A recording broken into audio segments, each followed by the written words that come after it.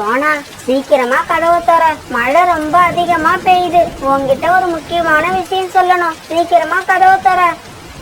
கோரியோட இந்த சத்தத்தை கேட்டதும் சோனா குருவி தன்னோட வீட்டு கதவை திறக்க கோரிக்காவை அவசரமா வீட்டுக்குள்ள போச்சு. அழுதுகிட்டே தன்னோட வீட்டுக்குள்ள வந்த கோரிக்காவத்தை பார்த்த உடனே சோனா குருவி அதிர்ச்சி ஆயிடுச்சு. கோரியக்கா, என்னாச்சு? எதுக்கு அழுவுறீங்க? சோனா, நீ இந்த நியாயத்தை கேளு. இந்த மழை நேரத்துல எதுக்கு எடுத்தாலும் காலேஜி என்கிட்ட வம்பு இழுத்துக்கிட்டே இருந்தாரு. இன்னைக்கு அந்த மாதிரி சண்டை போட்டவரு திடீர்னு என்ன கை நீட்டி அடிச்சிட்டாரு. என்னால தாங்க முடியல, அதான் அழுதுகிட்டே வீட்டை விட்டு கிளம்பி இங்க வந்துட்டேன். கோரியக்கா, காலண்ணாவை பத்தி தான் உங்களுக்கு தெரியும் இல்ல? காலண்ணனுக்கு எதுக்கு எடுத்தாலும் கோபம் வரும். அவரை பத்தி தெரிஞ்ச நீங்களே எதுக்காக அவர்கிட்ட சண்டை போறீங்க? பேசாம அடங்கி போங்க. கோபம் குறைஞ்சதுக்கு அப்புறம் நீங்க செஞ்சது தப்புன்னு பொறுமையா எடுத்து சொல்லுங்க. சோனா, காலுவை சமாளிக்கிறது நீ நினைக்கிற மாதிரி அப்படி ஒன்றும் ஈஸியான காரியம் கிடையாது. இந்த ஜென்மத்துல காலுக்கிட்ட இப்படி மாட்டிக்கிட்டு எல்லா கஷ்டங்களையும் அனுபவிக்கணுங்கிறது என்னோட தலை விதி. அதை யாராலையும் மாத்த முடியாது. சரி சோனா, எனக்கு அழுது அழுது தொண்டை வறண்டு போச்சு, கொஞ்சம் குடிக்க தண்ணி கொடு. கோரி தண்ணீர் கேட்ட உடனே சோனா குருவி தண்ணீர் எடுக்க கிச்சன் பக்கம் போச்சு. கோரி இவ்வளவு நேரமும் சோனா குருவி கிட்ட பேசிக்கிட்டே தானியங்கள் இருந்த சின்ன மூட்டையவே பார்த்துக்கிட்டு இருந்தது. சோனா குருவி தண்ணீர் எடுக்க வீட்டுக்குள்ள போனதும் அந்த மூட்டையை தூக்கிட்டு கோரிக்காவை வேகமா வெளியே பறந்து போயிடுச்சு. கோரிக்காவத்துக்கு குடிக்கிறதுக்காக தண்ணீர் எடுத்துட்டு வந்த சோனா குருவி கோரிக்காவை இப்படி தானியங்கள் இருந்த பைய தூக்கிட்டு போனதை பார்த்துட்டு அதிர்ச்சி ஆயிடுச்சு. கோரியக்கா, உங்க மேல நம்பிக்கை வச்சுதான் உங்களை வீட்டுக்குள்ள விட்டேன். இப்படி நம்பிக்கை துரோகம் பண்ணிட்டு போறீங்களே, நான் உங்களை சும்மா விட மாட்டேன். இப்படி சொன்ன சோனா குருவி வீட்டை விட்டு வெளியே பறந்து போச்சு. கோரிக்காவை முன்னால பறந்து போக சோனா குருவி அதை விரட்டுக்கிட்டே பின்னால பறந்து போய்கிட்டு இருந்தது. இந்த சமயத்துல காலுக்காகவும் கோரிக்காவத்தை எதிர்பார்த்து வீட்டு கதவை திறந்து வச்சுக்கிட்டு வாசல்லையே உட்கார்ந்து இருந்தது. கோரிக்காக பறந்து வந்து வீட்டுக்குள்ள போன உடனே காலுக்காகவும் வீட்டுக்குள்ள போய் கதவை சாத்திக்கிச்சு. பாவம், கோரிக்காவை பின்னாலேயே பறந்து வந்த சோனா குருவி அவங்க வீட்டு வாசல்ல வந்து உட்கார்ந்தது. கோரியக்கா, மரியாதையா கதவை திறந்துடுங்க. என்னுடைய தானியங்களை என்கிட்ட கொடுத்துருங்க. மழை காலத்துக்காக நான் சேமிச்சு வச்ச தானியங்களை இப்படி தூக்கிட்டு வரீங்களே, உங்களுக்கு எல்லாம் மனசாட்சியே இல்லையா? இதை கேட்டுட்டு உள்ள உட்கார்ந்துருந்த காலுக்காகவும் கோரிக்காகவும் சிரிக்க ஆரம்பிச்சாங்க. சோனா, எனக்கும் காலேஜுக்கும் மற்றவங்கள மாதிரி எல்லாம் மனசாட்சி கிடையாது, ஆனா வயிறு இருக்கு. இப்ப கதவை திறக்க போறீங்களா இல்லையா? சோனா, இந்த தானியங்களை நாங்க சாப்பிட்டு முடிக்க இன்னும் எப்படியும் 1 வாரம் ஆகும். அது வரைக்கும் நீ வெளியில உட்காந்து என்ன பண்ண போற? ஆமா ஆமா, அது வரைக்கும் நீ மழையில நனைஞ்சா உனக்கு காய்ச்சல் வந்துடும். அதனால சீக்கிரமா வீட்டுக்கு போயிடு. காவங்களே, என்னை ஏமாத்திட்டு தான் நினைச்சு ரொம்பவும் சந்தோஷப்படாதீங்க. அடுத்தவங்களுக்கு கஷ்டத்தை உண்டாக்குற நீங்களும் ஒரு நாள் நிறைய கஷ்டத்தை அனுபவிப்பீங்க. இப்படி சொன்ன சோனா குருவி பிறகு அழுதுகிட்டே அங்கிருந்து பறந்து போச்சு. அம்மா, இன்னைக்கு காலையில இருந்து நான் எதுவுமே சாப்பிடல. இப்ப எனக்கு பசிக்குது. இதுக்கப்புறம் நாம என்னமா பண்றது? பியூட்டி, இப்ப நானும் அதை பத்தி தான் யோசிச்சுக்கிட்டு இருக்கேன். கொஞ்ச நேரம் பொறுத்துக்க, புறா அங்கிள் வீட்டுக்கு போய் உனக்கு சாப்பிட ஏதாவது வாங்கிட்டு வரேன். இப்படி சொன்ன சோனா குருவி பிறகு புறா வீட்டுக்கு பறந்து போச்சு. புறா அண்ணா, சீக்கிரமா கதவை திறங்க, நான் தான் சோனா வந்திருக்கேன். சோனா, என்ன விஷயம்? ஏன் இப்படி அவசரமா வந்திருக்க? பியூட்டிக்கு ஏதாவது உடம்பு சரியில்லையா? பிறகு சோனா குருவி நடந்தது எல்லாத்தையும் புறா கிட்ட சொல்லுச்சு. சோனா, உனக்கு நானும் எத்தனையோ தடவை சொல்லிட்டேன் அந்த காகங்கள் மேல இறக்கப்படாதன்னு. ஆனா நீ காதலியே வாங்கறது இல்ல. இங்க பாரு சோனா, உனக்கு இன்னைக்கான உணவை நான் கொடுத்துருவேன். ஆனா மழைக்காலம் முடியிற வரைக்கும் நீ உணவுக்கு என்ன பண்ணுவ? புறாண்ணா, நீங்க உங்களால கொடுக்க முடிஞ்ச தானியங்களை கொடுங்க. மீதி இருக்கிற நாட்களுக்கு நான் வேற ஏதாவது ஏற்பாடு பண்ணிக்கிறேன். சோனா குருவி இப்படி சொல்ல புறா பிறகு தாங்கிட்ட அந்த தானியங்கள்ல இருந்து கொஞ்சம் தானியங்களை கொடுத்தது. இப்படி சோனா குருவி வாங்கிட்டு வந்த தானியங்களை பியூட்டி சாப்பிட ஆரம்பிச்சது. மறுநாள் பொழுது விடிஞ்சிச்சு. அந்த காட்டுல மறுநாளும் மழை விடவே இல்லை, பெஞ்சுக்கிட்டே இருந்தது. அம்மா, இப்படி பெய்யற மழையில நீங்க எங்க வெளியில கிளம்புறீங்க? பியூட்டி, மழை பெய்யுதோ இல்லையோ நம்ம சாப்பிட்டு தானே ஆகணும். நீ ஜாக்கிரதையா வீட்டுல இரு. அம்மா போய் உணவு எடுத்துக்கிட்டு சீக்கிரமா திரும்ப வந்துடுறேன். இப்படி சொன்ன சோனா குருவி பிறகு உணவு தேடுறதுக்காக வெளியில பறந்து போச்சு. இப்படி போன சோனா குருவி இங்கேயும் அங்கேயும் அலைஞ்சு திரிஞ்சு பார்த்தது. ஆனா அதுக்கு எங்கேயுமே உணவு கிடைக்கல. அந்த சமயத்துல திடீர்னு காத்து வேகமா வீச ஆரம்பிச்சது.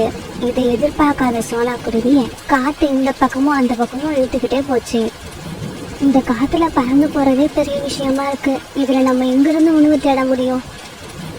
இப்படி யோசிச்சுக்கிட்டே பறந்த சோனா குருவிய திடீர்னு வேகமா வீசின காத்து ஒரு பக்கமா இழுத்துக்கிட்டு போச்சு. இப்படி காத்து போன பக்கமெல்லாம் போய்கிட்டு இருந்த சோனா குருவி திடீர்னு காத்து நின்னதால ஒரு வீட்டு வாசல்ல அந்த பூச்செடியில போய் விழுந்தது. அந்த வீடு ஒரு விவசாயியோட வீடு. விவசாயியோட மனைவி அபர்ணா சோனா குருவிய பார்த்துட்டாங்க. சோனா, உனக்கு என்னாச்சு? ஏன் இப்படி வந்து விழுற? உனக்கு ஒன்னும் அடிப்படலையே.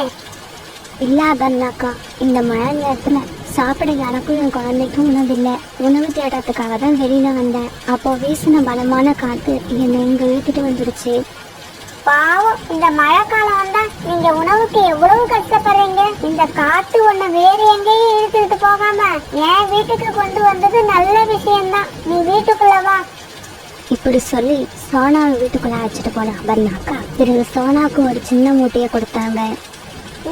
இந்த மூட்டையில தானியங்கள் இருக்கு. இதை எடுத்துக்கிட்டு போய் மழைக்காலம் பூரா நீயும் உன் குழந்தையும் நிம்மதியா வீட்டுல உட்காந்தே சாப்பிடுங்க. அபர்ணாக்கா, நீங்க எனக்கு இருந்த ஒரு பெரிய கவலைய இப்ப இல்லாம பண்ணிட்டீங்க.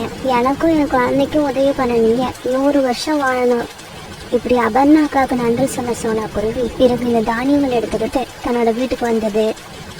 பியூட்டி, இந்த மூட்டை நிறைய தானியங்கள் இருக்கு. விவசாயியோட மனைவி அபர்ணாக்கா தான் இந்த தானியங்களை நமக்கு கொடுத்தாங்க. இனிமேல் இந்த மழைக்காலத்தை நினைச்சு நம்ம கவலைப்படவே தேவையில்லை. அப்படி அம்மா, எனக்கு ரொம்ப சந்தோஷமா இருக்கு. அப்புறம் இனிமே இந்த காலங்கள் வந்தா கதவை திறந்து விடாதீங்க. அவங்கள வாசலோட திருப்பி அனுப்பிடுங்க.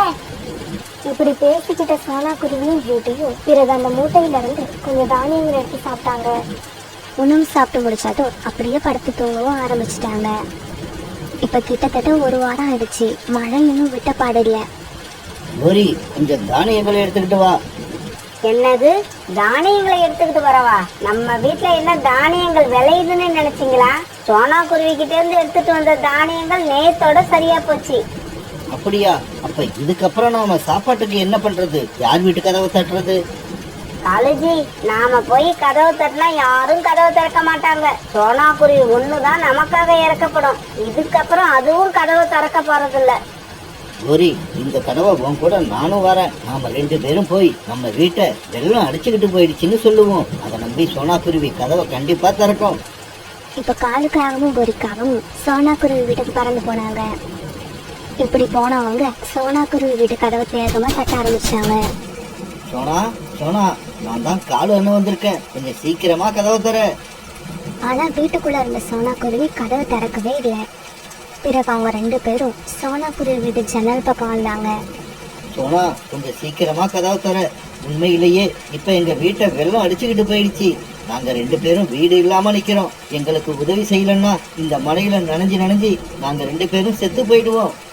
காலங்கள் பறவையா பறந்த எல்லாருமே ஒரு நாள் சாகதான் போறாங்க. நீங்க 2 பேரும் வேற எங்கேயாவது போய் இடம் கேளுங்க. நாங்க கதவை திறக்க மாட்டோம்.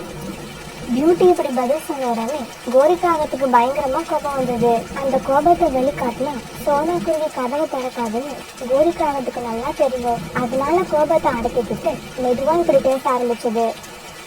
பியூட்டி செல்லாம், பெரியவங்க நாங்க பேசிட்டு இருக்கும்போது நீங்க குறுக்க பேசக்கூடாது.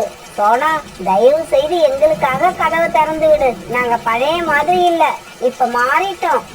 கோரி ஆண்டி, நாங்க கூட இப்ப பழைய மாதிரி இல்ல, நாங்களும் மாறிட்டோம். நீங்க எத்தனை தடவை கதவை திறக்க சொன்னாலும் நாங்க திறக்க போறது இல்ல. தயவு செய்து வேற வீடு பாருங்க. கோரி ஆனா இப்ப கோபத்தை தாங்கவும் முடியல, அடக்கவும் முடியல. என்ன பியூட்டி, உனக்கு வாய் ரொம்ப நீளுது. வீட்டுக்குள்ள இருக்கன்னு இவ்வளவு தைரியமா பேசுறியா? என்னைக்காவது வெளியே வருவல்ல, அப்ப வச்சுக்கிறேன் உனக்கு. கோரி அக்கா, உங்களை பத்தி இப்ப நான் நல்லா புரிஞ்சுக்கிட்டேன். இப்ப கூட நீங்க திறந்ததே இல்லை. என்னை ஏமாத்துறதுக்காக தான் நடிக்கிறீங்க. இப்படியெல்லாம் நடிச்சு இதுக்கப்புறம் நீங்க என்னை ஏமாத்த முடியாது. காலேஜி, சோனா குருவியோட குடும்பமே ரொம்ப அலர்ட்டா இருக்கு. இப்ப நாம என்ன பண்றது? யார் வீட்டுக்கு போறது? யார் வீட்டுக்கும் போக முடியாது. நம்ம வீட்டுக்கு போய் பட்னியோட படுத்து தூங்க வேண்டியதுதான். மழை எப்ப விடுதோ அப்பதான் நமக்கு சாப்பாடு. இப்படி நினைச்ச காகங்கள் 2 பேரும் தங்களுடைய வீட்டுக்கு பறந்து போனாங்க. காகங்கள் தங்களுடைய வீட்டுக்கு போய் பார்த்தப்ப வீட்டு கதவை உள்பக்கமா யாரும் சாத்தி இருந்தாங்க. காலுஜி, நம்ம வீட்டுக்குள்ள யாரோ இருக்காங்க. கதவு உள்பக்கம் தாள் போட்டிருக்காங்க.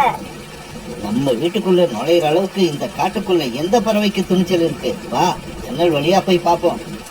காகங்கள் ஜன்னல் வழியா போய் பார்த்தப்ப வீட்டுக்குள்ள 2 கழுகுகள் உட்காந்துருந்தாங்க.